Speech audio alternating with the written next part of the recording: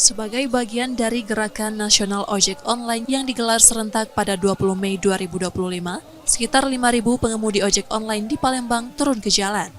Mereka menggelar aksi di depan gedung DPRD Sumatera Selatan sebagai bentuk protes terhadap kebijakan aplikator yang dianggap merugikan mitra pengemudi. Dalam aksi ini, para driver yang tergabung dalam Asosiasi Driver Online Sumsel menyuarakan 4 tuntutan utama, mulai dari permintaan penerbitan undang-undang yang mengatur legalitas ojek online hingga pengaturan batas maksimal potongan aplikator sebesar 10%. Terus berjuang, kita upayakan aksi-aksi damai, tapi kita minta kepada pemerintah tolong dengarkan sekali ini. Ini kita aksi nasional, ini juga akan kita tetapkan lagi aksi nasional berikutnya jika ini tidak jadi. Sebagai bentuk solidaritas, seluruh peserta aksi sepakat untuk mematikan aplikasi alias Offbeat selama 24 jam penuh.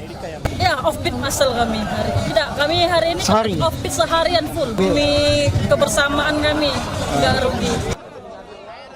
Melalui aksi ini, para pengemudi berharap aspirasi mereka bisa diteruskan DPRD Sumsel ke tingkat pusat, agar keluhan mereka mendapat perhatian dan ditindaklanjuti. Nur Muhammad, Kompas TV, Palembang, Sumatera Selatan.